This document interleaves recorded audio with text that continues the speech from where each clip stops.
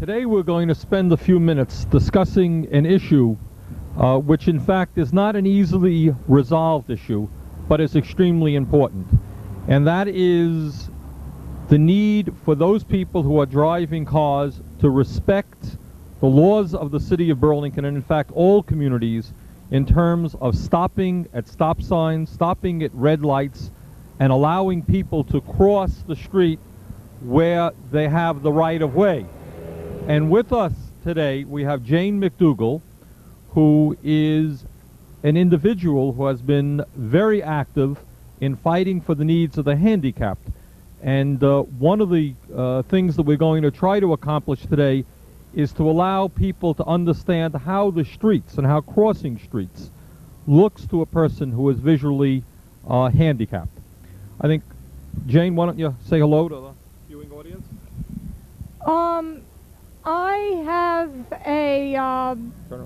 I have a interest in crosswalks of the right-of-way. Pine and King is very disastrous. Maple and Pine is very disastrous. St. Paul and King is very bad. And Pearl and Elmwood are very bad. Okay, Jane, let me ask you a question, okay? You are visually handicapped, so it's not very easy for you to see cars streaking down the streets. What kind of problems do you have and do other people have who are visually handicapped in getting across the street? They have basically the problems of crossing the streets when it's right on red, when they have stopped, when right on red was in the law of 1979 to change the cars so they can turn right on red. Up on Church Street and College, there is a sign that says one way only, and there is a sign 2 blocks down that says right on red, don't turn right on red because of accidents. They are doing construction with a Southern Connector, and it's fouling up everything and putting a load on Pine Street. Okay, I think that the point that you're making is that for all people, and maybe most especially the visually handicapped, that your view is that drivers very often are careless and maybe drive too fast and can make life very difficult for people who have a hard time seeing. Is that correct? Basically, it's senior citizens that have maybe 10 or 15 minutes, 20 minutes across the road that have a hard time getting out. Basically, that have a hard time getting out, have canes and a crutch, that basically have a hard time. And it's very hard for them in the winter time when the sidewalks and streets are not plowed. Okay.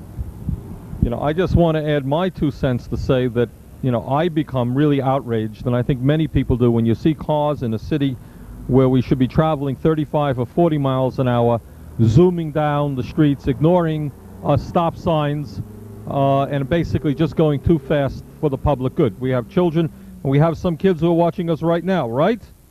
Okay, and I think that in terms of the safety of all the children, safety of the senior citizens, and the visually handicapped, we ask people to remember that when they're driving in a city, take it easy. Slow down, obey the stop sign, allow people the access to the crosswalks. The right-of-way is the pedestrians, not the cars, and show some respect for people who are walking. There is a law in the driver's manual that says for visually and handicapped in the right-of-way of pedestrians, that law is to base when they see a pedestrian in the right-of-way, that there is a white cane law in there too, that you have to stop. And they are not doing that. They are cutting right in front of you. And they are cutting right in front of us as well. Okay, in Burlington we have a recently formed Burlington Disabilities Council, which is very active in attempting to raise this issue. And the city is spending very substantial sums of money in making our streets and sidewalks more accessible to the handicapped. For example, while we're here, we may as well point this out. This is a curb cut, which is similar to, well, I suppose hundreds of curb cuts that are now being made throughout the city of Burlington, which enable people in wheelchairs to be mobile, to get around the sidewalks. But we're not going to be successful in our program of making the city accessible to people who have handicaps if those people can't feel safe in getting across the street. And they're not going to feel safe in getting across the street if people are racing about. An example of which we have kindly had right behind us. We did not pay those people. They did that right on their own. Okay, now that's almost a good example of a problem. Okay, Jane, you want to walk across the street? Which street are you going to walk across? I'm going to run. Okay. Now don't get run over for us.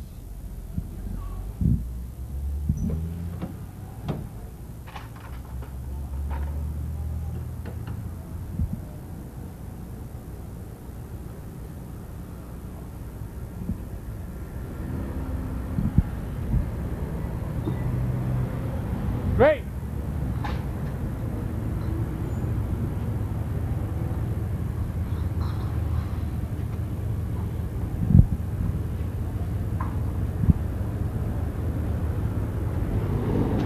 Okay, good.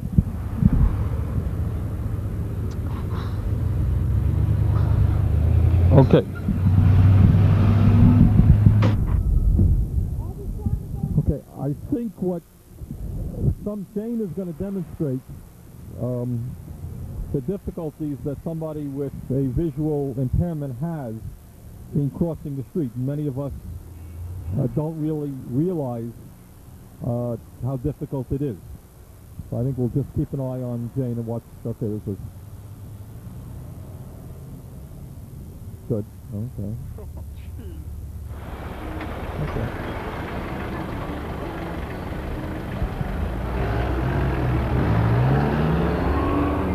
Bernie, this is scary.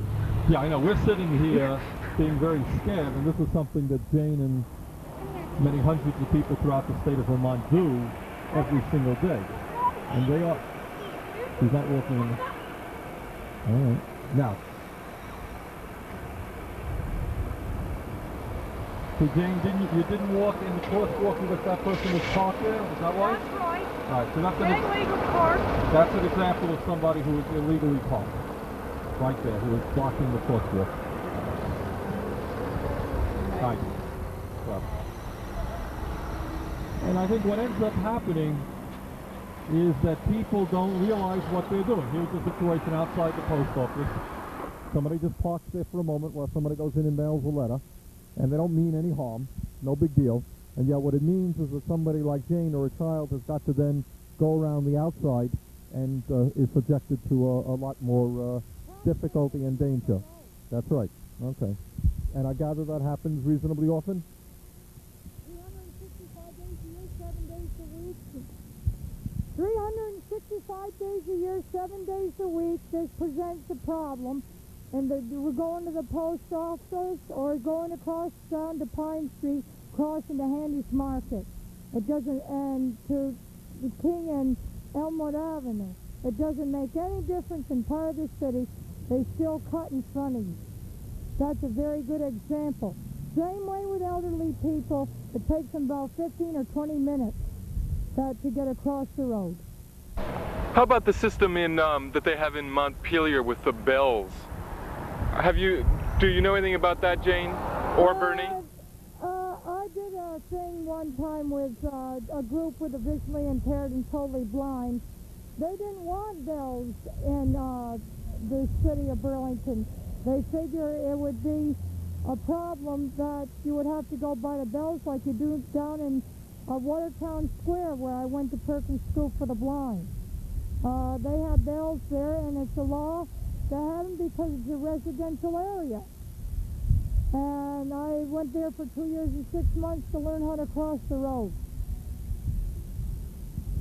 Okay, I think the concluding remark that we want to make, and not only on behalf of the visually handicapped, but for children, for the elderly, and for all people, is that we ask people who are driving cars to understand that the streets belong to pedestrians, that people have a right to get across the street safely without having to run. For elderly people, we don't want elderly people running across the street, and that essentially we need consideration on the part of motorists for the pedestrians. So, Jane, I want to thank you very much for your help. I'm very glad to do this piece of article. I wanted to do it for about 5 years to stress the point that it really is a necessity to make a public awareness. As I said, it's in the driver's manual. They should read it, but they don't. Thank you again, Tim. Okay, what I would like to do now as part of this program is to chat a little bit about the healthcare situation and try to explain why we're doing what we're doing here in the city of Burlington. Basically, there are two issues which are separate issues, although there is some overlap. And one is the whole question of tax exemption in the city of Burlington and in every city and town in the state of Vermont. And I was very pleased that last Sunday, July 12th actually, there was an excellent editorial in the Burlington Free Press. So there I've said it. Every now and then, even the Burlington Free Press does have good editorials dealing with the issue of tax exempt properties. And the point that the Free Press made, and that I want to reiterate, is that we are looking at an approach which is in many ways well over 100 years old, and it doesn't make any sense. Let me give you an example of what I mean in terms of the Medical Center Hospital of Vermont. Nobody argues that the Medical Center Hospital of Vermont is a local institution. Obviously, the people of Burlington use it, but so do people throughout the state of Vermont. And in addition to that, many people from New York State and New Hampshire utilize the medical center. It is a regional facility. It makes no sense to me at all that there be one community which subsidizes through local tax exemption that institution. Any more, I should point out, than the people of Montpelier should subsidize the functioning of state buildings in Montpelier, or the people in Waterbury subsidizing the Waterbury facility. All of these facilities, whether it's the state capitol, the mental hospital in Waterbury, the other state buildings in Waterbury, state forests, welfare office, unemployment offices in various cities, these are all serving all of the people of a region or of the state of Vermont. And it does not make sense to say to the taxpayers of one community, we're going to raise your taxes to provide the police protection, the fire protection, and the other types of protection, the other types of benefits that you get because you're located in a community. Now, the other issue is that we have concerns with not only the issue of tax exemption, which is important, but probably what is even more important is the whole question of affordable health care and the necessity, the need for all of our people to receive the quality health care that they are entitled to as human beings at a cost that they can afford. And that raises some tremendous questions and important issues that I hope that the task force on health care that I put together will be dealing with. Right now, in the United States, we have a crisis in terms of the affordability of health care. During the last 20 to 25 years, the cost of health care has absolutely gone off the roof. Some 20 years ago, we were spending as a nation about 6% of our gross national product on health care. We're now up to 11%. Years ago, people used to be able to pay their health care cost out of their own pocket. Now you're talking about not only having the need for Blue Cross Blue Shield or other private health insurance, which is now very, very high, but also understanding that many people who can afford these health insurance programs, on top of that, are going to have to pay substantial out-of-pocket costs for health care. For the elderly people, the problem is very dramatic. Despite Medicare, elderly people are spending about 22% of their health care cost out of their own pocket. When an elderly person has to go to the hospital, Medicare does not cover all of their expenses. They're going to have to go deep into their own pocket, and many of our senior citizens simply do not have that type of funding. So the question is, it seems to me, basically two parts. Number one, how do we provide quality health care for all of our citizens? Poor people who now have slipped through the safety net, so-called safety net, who have no health insurance, middle-income people who have health insurance but still have to pay substantial out-of-pocket costs as well as high premiums on their health insurance. How do we do that? Well, I think for a start, our nation is going to have to be very, very clear and say that health care is a right of all American citizens. That's number one. And that every American citizen, no matter what their income, is entitled to quality health care. The second point is that it seems to me we're really going to have to debate and discuss the issue of whether in this country it is acceptable that medicine and health care in general be practiced as a private business.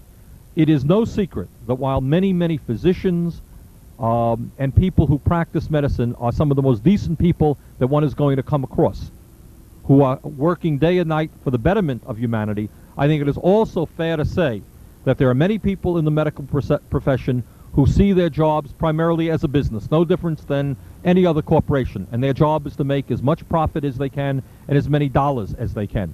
And it is no secret, if you look at the health care industry, and some people refer to that industry as the medical industrial complex, if you look at the profits of the drug companies, the medical equipment suppliers, the medical insurance companies, if you look at the income tax returns of many individual physicians, you are seeing an industry in which tremendous profits are being made. And I think it's important to raise the issue as to whether or not healthcare, which provides the most basic need of humanity, whether that whole industry should be run in a profit-making way. Earlier this week, I and several members of our task force visited Ottawa, Canada, to get a glimpse of what's going on in that province in terms of healthcare. And on August 25th, we're going to be visiting Montreal, Canada, to see what goes on in healthcare in Quebec. And it seems to me that it's important that we learn, as Vermonters, what is going on just 50 miles north of the border, and learn what are some of the positive aspects of their healthcare system. And I think one of the things that we learn is they have solved two problems. I mean, their system by no means is perfect. Nobody thinks that. But they have solved two problems that we have not. Number one, in Canada, healthcare is universal. Regardless of your income level, you are entitled to all of the healthcare that you need at virtually no out-of-pocket expense. You have a government-subsidized program which provides quality health care to all of the people without people having to wreck their life savings, take their life savings out of the bank in order to pay for their needs. That does not exist in Canada. They have solved that problem. Second of all, they have solved the problem of the escalating cost of health care. Their health care has been much more stable. The cost of their health care has been much more stable than it has in the United States. We're going off the roof. Their costs are rising, but nowhere near the degree to which they are in the United States. So those are two areas that I think we should look to Canada for guidance on. There's a third area where I think Canada is also ahead of us, although we have some positive manifestations in the United States of this dealing with this problem, and that is how we regard health and health care. In Canada, it seems to me that there is an understanding that healthcare is more than treating sick people, that the focus of attention has got to be on how we keep people healthy. People, in many instances, are born healthy. How do we keep them healthy, rather than how do we spend billions of dollars treating people who are terminally ill or have very, very serious diseases? We've got to do that too. But it is far better, clearly, and it is far cheaper for society if we keep people healthy. And I think it's interesting to note that at the same time we are spending many, many billions of dollars on new technology to treat relatively few people who all have particular illnesses, who are very, very ill. We have cut back on all kinds of social programs which in fact were designed to keep people healthy in the first place. I would argue, and I think many other people would argue, that if you're looking at health, you have got to look strongly at preventative health programs. You've got to look at the whole question of the rights of pregnant women to have the best possible treatment during their pregnancy. You've got to look at the quality of health care available to little children to make sure that they stay healthy. You've got to look at health in the workshop. Are we making workers ill by the nature of their jobs? We've got to look very carefully at the diet and the exercise programs that are available to people. A whole lot of areas that I think we are not doing the job that we should be doing to keep people healthy. So my hope is that out of this task force will come some good discussion as to what the role of the Medical Center Hospital of Vermont is in our community, and what we need in preventative health care and in a wide variety of areas. Speaking of health care, there goes an ambulance. Is the cost of... Come on closer. First of all, introduce yourself to the viewers. There's the camera. Oh, hi. My name is Sylvia Knight. I live in Essex Junction now. Okay, Sylvia, is the cost of health care a problem for yourself or for the people that you know? Is that a serious problem, do you think?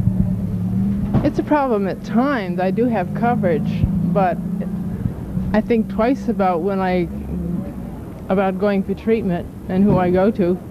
Okay, so you're becoming a more concerned healthcare consumer. Yes. Okay. And I try to go for a more holistic kinds of health care rather than, or in addition to regular medical care. Okay. And I find that expensive. You know, that's sometimes more expensive than regular kind of health care. Is the care but that it works better. Huh? Is the care that you try to get not covered by your insurance policy? Is that one of the problems? Some kinds of health care that I'd be interested in getting would not be covered by health insurance. That's true. Okay. Do you have health insurance through your employer? Yes, I do. Okay. Does it cover all of your health care expenses? Most of it. Okay. Most of it, yes. Okay. All right.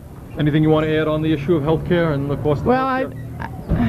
That's a hard subject. I feel that people do need to take measures themselves and take responsibility for their diet and the way they treat themselves day to day, rather than just expecting the medical center to create miracles when something happens, if they abuse themselves day to day. But I do feel that health care is terribly expensive these days. Even if you do take care of yourself, there are things that you need help with, and it gets terribly expensive. And medical care, the medical benefits mount up very quickly, or your expenses mount up quickly as to what coverage you get. Right. And I'm appalled sometimes at the cost, and for instance, the recent rise being announced for a single, or was it double? Anyway, for a day's room in the medical center, there's a raise being proposed, and it's a lot of money. Okay, Sylvia, thanks very much for sharing your thoughts with us. Okay, bye-bye. Okay, we're talking now to Jeanette Wheeler. And Jeanette lives in Burlington, and we're talking about the cost of health care. Jeanette, tell me about your experience with regard to health care. Well, I think it's fine that they should go ahead and take care for all the kids that need it until they're a certain age. But what about the adults when they're pregnant and things like that? They don't cover everything, too. Jeanette, do you have Medicaid now? Yeah, this is what I have right here for me and my son. Okay. And then they explain all kinds of different things on it, and on the back of it that it don't make sense, that I don't think is fair myself, because I've been in and out of the hospital with bronchitis, pneumonia, and it's like I thought it was all covered, and I had bills which I'm still off and on. I'm paying them because they're still coming in from the medical center. Okay. Are you billed on a regular basis that you worked off a payment schedule with them? Yeah, and so far it's all just about taken care of, but not all of it. Okay. So what you're saying is, when you have Medicaid, it covers your children. Yeah. Totally. But it does not cover you totally.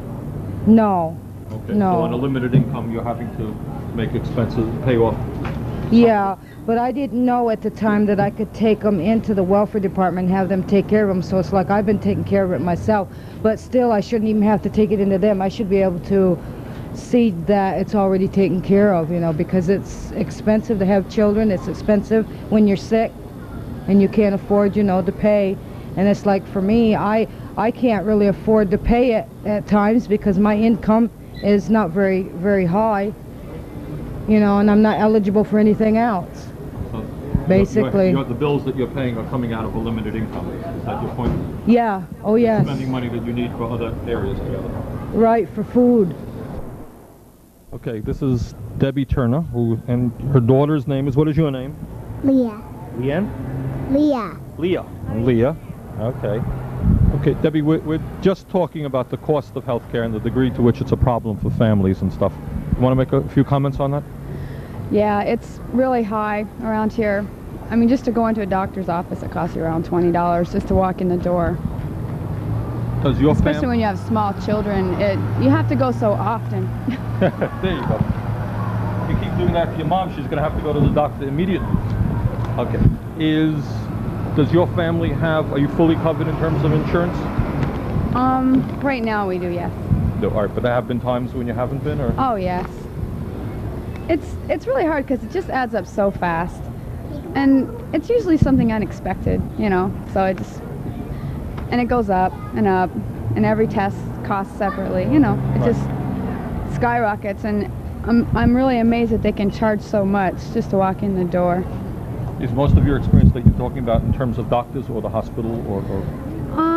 Well, she goes up to the University Health Center, and they're good doctors and everything. It's just it's expensive everywhere. You know, there's one doctor that we go to, we find that we have to wait 2 hours, usually when we're on time or early even. Sometimes you just have to wait so long just to be seen. Is this and a that's popular doctor in a sense, do you think? Or? Must be. But it's annoying because every time we go to him. I'm just curious, how many kids do you have? And he's in Burlington. Just one, thank you. Okay. One's enough. You don't have to answer the question, but one of the things that I've observed is that when people have kids, it's an expensive proposition having a child. Yes. Was that something that became a strain in a sense of paying off, or was that covered by? Well, I was covered by that at the time, but do you know if I wasn't, I don't know how. I mean, I would have been in debt for many years. Do you happen to know people who have had babies and are paying off those bills for a period of time? One or two, yeah. And it's very hard for them. I mean, just to have a child, it's expensive enough to raise a child, but to have to pay thousands of dollars just to give birth to one, I mean, that's a lot of money.